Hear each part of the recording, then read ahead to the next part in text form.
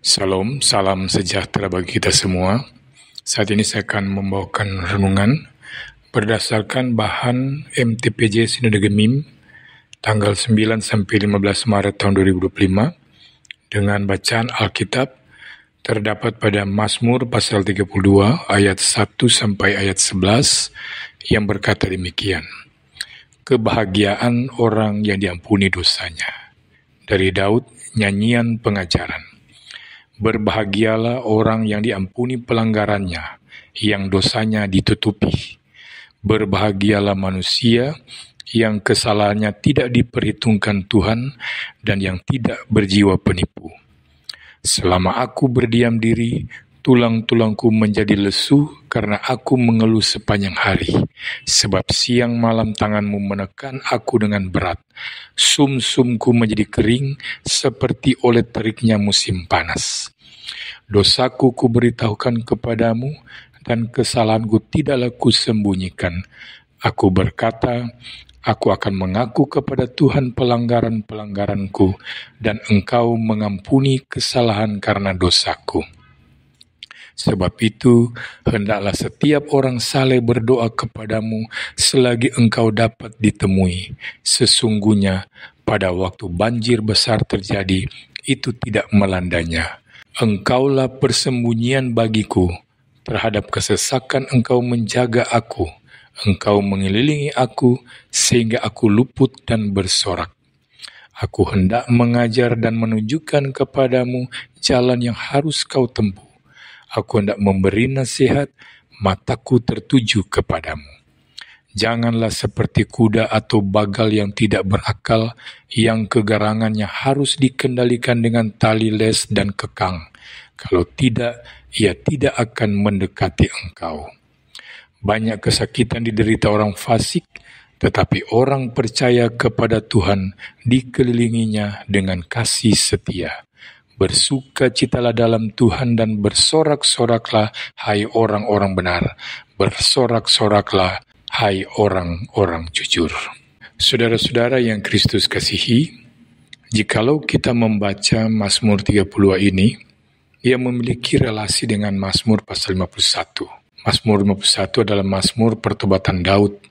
Daud melakukan persinahan dengan Batsyeba dan membunuh Uria. Daud sampai pada waktu tertentu menyembunyikan dosanya dan tidak memperdulikannya. Dia berdiam diri. Dia berpura-pura tidak ada sesuatu yang terjadi. Tidak ada orang yang tahu. Banyak dari kita berpikir bahwa yang paling penting tidak ada yang tahu tentang dosaku. Tetapi yang paling penting sebenarnya adalah Tuhan itu tahu. Apakah anak-anak Tuhan yang sejati dapat berdiam diri dengan dosa yang tidak diakui? Apakah anak-anak Tuhan tetap bisa hidup bersukacita dengan dosa yang melekat pada diri kita? Daud menyatakan kesaksiannya dalam Mazmur 32 ini. Dia mengatakan tidak mungkin bisa. Ketika Daud berpura-pura tidak ada sesuatu yang terjadi, dia diam, dia menyembunyikan segala sesuatu, dia menyatakan bahwa tulang-tulangnya menjadi lesu. Dia mengeluh sepanjang hari.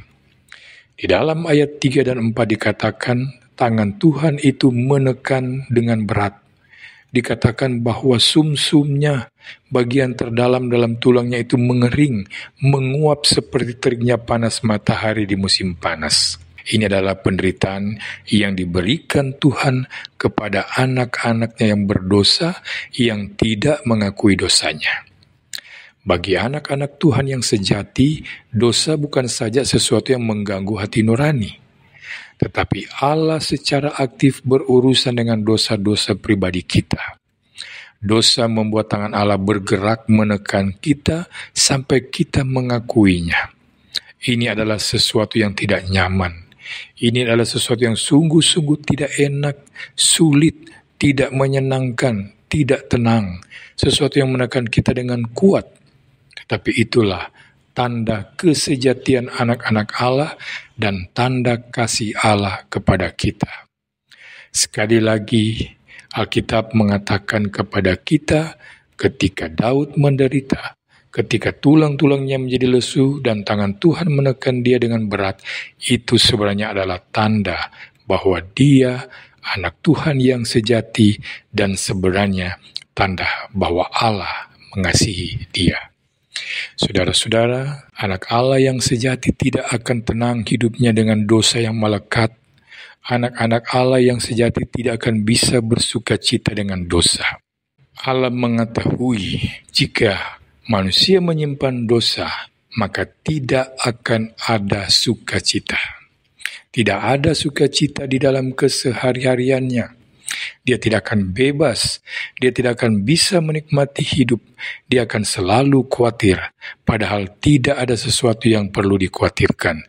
Dia akan merasa takut, padahal tidak ada sesuatu yang ditakutkan. Tidak ada musuh, tetapi dia tidak akan tenang. Mengapa? Karena anak-anak Tuhan yang sejati tahu ketika dia berdosa dan tidak mengakui dosanya, dia tidak memiliki hubungan yang baik dengan Tuhan.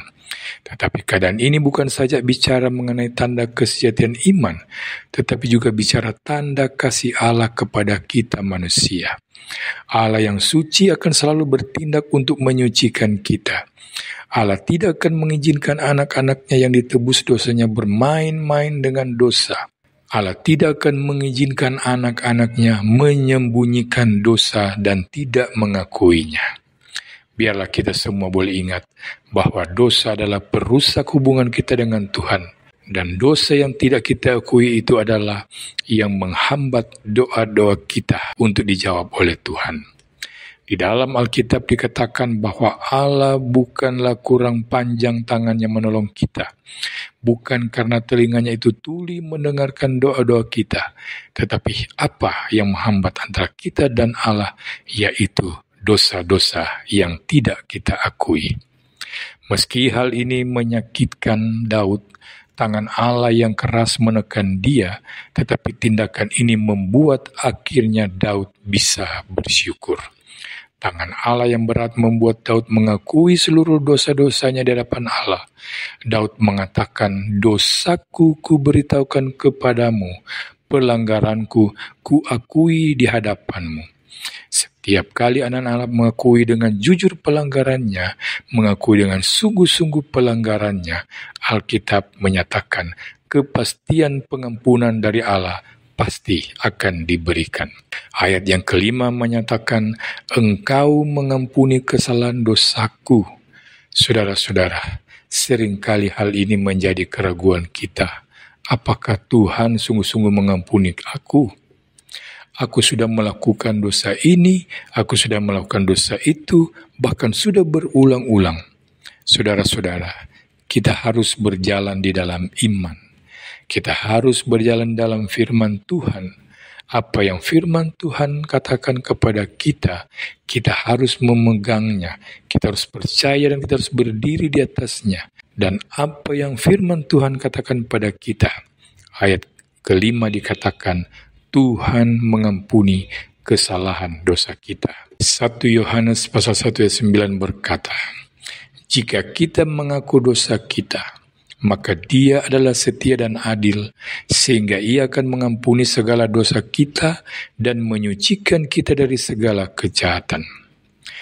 Jadi saudara, jika kita mengakui dosa, tentu dengan kejujuran, tentu dengan semua dosa kita katakan kepada Tuhan, tentu dengan bukan berpura-pura, tetapi dengan kesungguhan.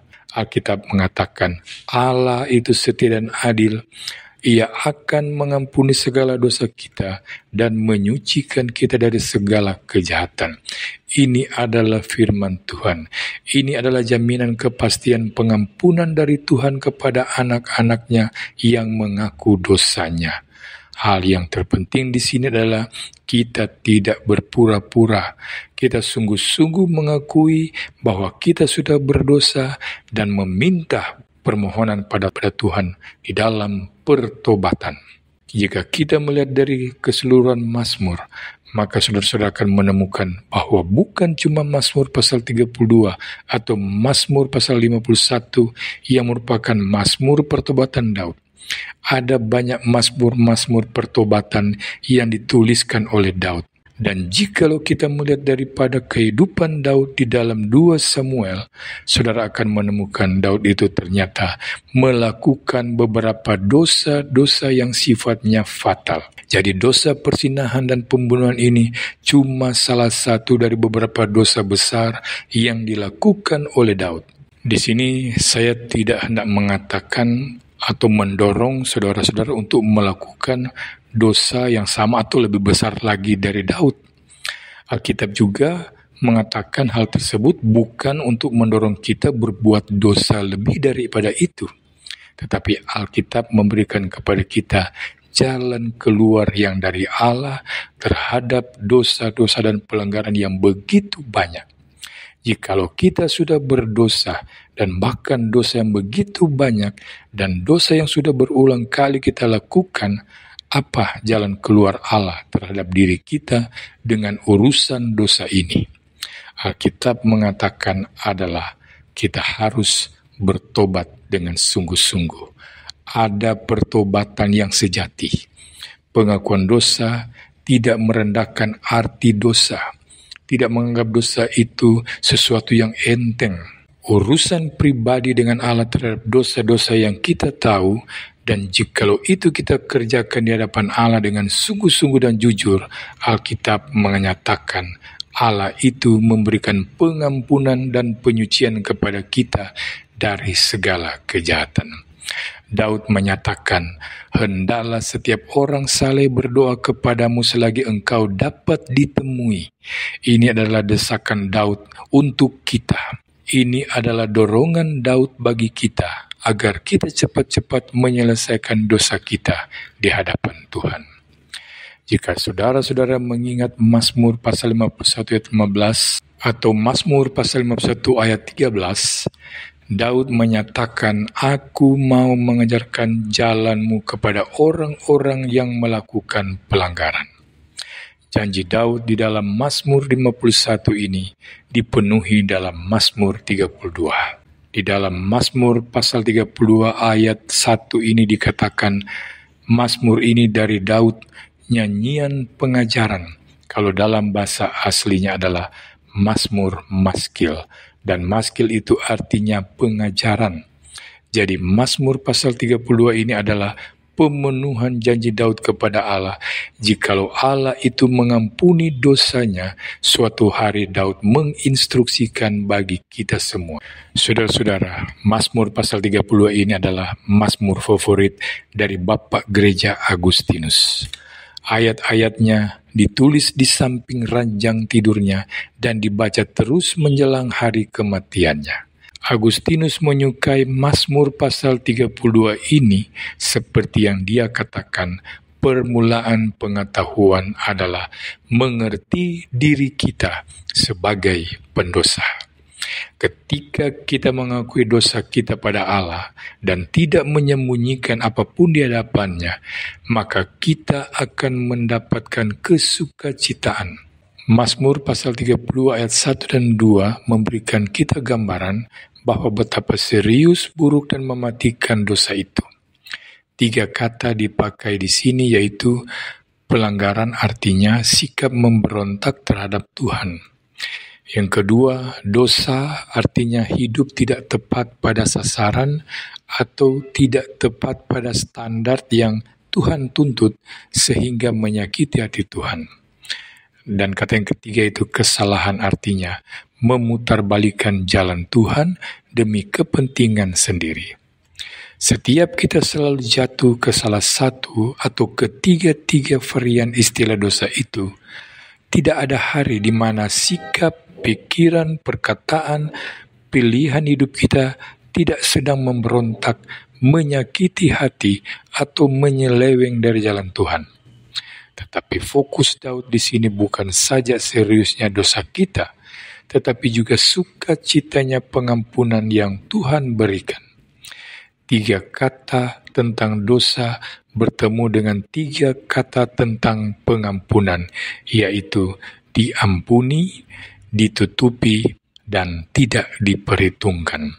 Ia seolah tidak sabar membagikan sukacitanya mengalami setiap pelanggaran, dosa, dan kesalahan yang diampuni sepenuhnya oleh Tuhan. Kapan terakhir kali saudara bersukacita?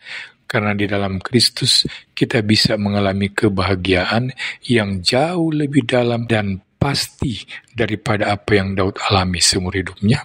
Seluruh pelanggaran, dosa, dan kesalahan kita telah ditanggung sepenuhnya oleh Yesus, sehingga setiap orang yang percaya padanya dapat meyakini bahwa dosanya diampuni, ditutupi, dan tidak diperhitungkan. Pasal 32 ayat 3-5 kemudian mengajak kita untuk flashback, mengingat bagaimana rasanya tidak mengalami pengampunan Tuhan. Sebelum kita mengakui dosa-dosa kita kepada Tuhan, kita mengalami seolah-olah Tuhan jauh dari kita dan tangannya menekan kita. Tentunya ada perasaan stres dan tertekan yang muncul karena faktor psikologi. Tetapi karena kita diciptakan dalam gambar dan rupa Allah, kita mungkin harus mengakui bahwa ada perasaan stres dan tertekan yang muncul karena kita belum datang kepada Tuhan mengakui segala pelanggaran, dosa, dan kesalahan kita. Tetapi perhatikan bagaimana instannya pengampunan Tuhan, seperti yang dikatakan, Aku berkata, aku akan mengaku kepada Tuhan pelanggaran-pelanggaranku dan Engkau mengampuni kesalahan karena dosaku. Bukan saja Roh Kudus membuat kita sadar dari stres dan tertekan oleh dosa-dosa kita, tetapi begitu kita mengakuinya, ia seolah langsung secara instan mengaplikasikan anugerah pengampunan Tuhan. Tidak ada break antara pengakuan kita dan pengampunan Tuhan. Tuhan tidak bilang, baiklah, pengampunan akan saya berikan setelah kamu melayani aku penuh waktu dan memberikan dampak yang kelihatan di masyarakat atau jemaat. Atau dia tidak mengatakan, pengampunan baru sah setelah kamu melakukan sejumlah ritual yang disarankan oleh pemimpin-pemimpin agamamu. Atau dia juga tidak mengatakan, pengampunan baru turun setelah hatimu betul-betul cair oleh air mata pertobatanmu. Tidak seperti itu. Ini menunjukkan bahwa Tuhan Allah jauh lebih siap mengampuni kita daripada kita siap mengakui dosa-dosa kita. Kalau saudara merasa stres dan tertekan hari ini, tanyakan kepada Tuhan, mungkinkah ada dosa, pelanggaran atau kesalahan yang saudara belum akui? Bukankah kemurahan Tuhan seharusnya mendorong kita untuk lebih sering mengakui dosa kita dan menerima secara instan kelegaan pengampunan yang Ia janjikan? Di ayat 6-10 dikatakan, pengalaman pengampunan yang melegakan dan memberikan sukacita rupanya tidak berhenti di situ. Bagi Daud, ini bagaikan kabar baik yang tidak bisa ia simpan sendirian. Selain instan merasa lega, ia otomatis mau berbagi. Ia mau orang lain juga mengenal dan mencari Tuhan yang begitu mengasihi dan mengampuninya. Ia mengajak kita untuk merendahkan diri kita di hadapan Tuhan, karena itulah satu-satunya posisi di mana Tuhan dapat ditemui. Orang yang sombong di dalam dosa-dosanya tidak akan pernah menemukan Tuhan. Tetapi mereka yang mengakui bukan saja akan diampuni, tetapi juga akan mendapatkan Tuhan sebagai tempat persembunyian yang super aman dan terus-menerus mengelilinginya dengan kasih setianya. Setiap orang yang datang dengan rendah hati dan bertobat kepada Tuhan akan mendapati Tuhan yang jauh lebih beranugerah, baik melindungi, kuat daripada apapun yang kita bisa bayangkan. Betapa kontrasnya dari perasaan stres dan tertekan akibat dosa, kita yang sekarang ini menerima rasa aman dan kasih setia akibat anugerah Tuhan. Kalau saudara sekarang mempunyai rasa aman yang sejati, ingatlah bahwa itu datang dari karakter dan kebaikan Tuhan bagi saudara. Kapan terakhir kali saudara berdoa, mengarahkan telinga, meminta Tuhan mengajar saudara tentang dirinya sedemikian rupa sampai itu membuat saudara merasa semakin aman dan menikmati kasih setianya? Di ayat 11, seperti kebanyakan bagian di Alkitab, pada akhirnya kita hanya bisa memuji karakter, kebaikan dan anugerah Tuhan kepada kita yang telah begitu sering berdosa dan menyakiti hatinya. Kita dari dulunya adalah orang-orang berdosa, melanggar dan bersalah di mata Tuhan. Tetapi melalui kematian dan kebangkitan Kristus, kita sekarang memiliki identitas baru, yaitu orang-orang yang benar, orang-orang yang jujur. Setiap pengikut Kristus tentu perlu memuji Tuhan setiap saat, tapi kalau ada satu hal harusnya secara rutin membuat kita bersuka cita, adalah bahwa kita sudah menerima anugerah, belas kasihan, dan kasih setianya di dalam Kristus. Marilah kita secara terus-menerus mengucap syukur dan pujian kita akan keselamatan yang sempurna yang Tuhan berikan pada kita. Sama seperti hal-hal yang rutin yang kita lakukan, akhirnya ini bisa menjadi bagian dari hidup kita. Cara berpikir kita yang sedemikian memuji serta mengingat kasih setia Tuhan dalam hidup kita.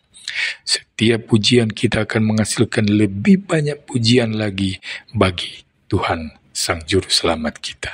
Saat ini kita berada pada perayaan Minggu Sengsara yang pertama. Karena itu, ini adalah saatnya bagi kita untuk merenungkan penderitaan dan pengorbanan Yesus Kristus bagi pengampunan dosa manusia. Saat ini kita diingatkan tentang pentingnya pertobatan dan pengakuan dosa untuk pemulihan hubungan dengan Tuhan Allah. Kita juga diajak untuk merenungkan kebahagiaan sejati yang datang dari pengampunan dosa yang diberikan oleh Tuhan Allah bagi kita umat manusia. Tuhan Yesus memberkati kita semua. Amin.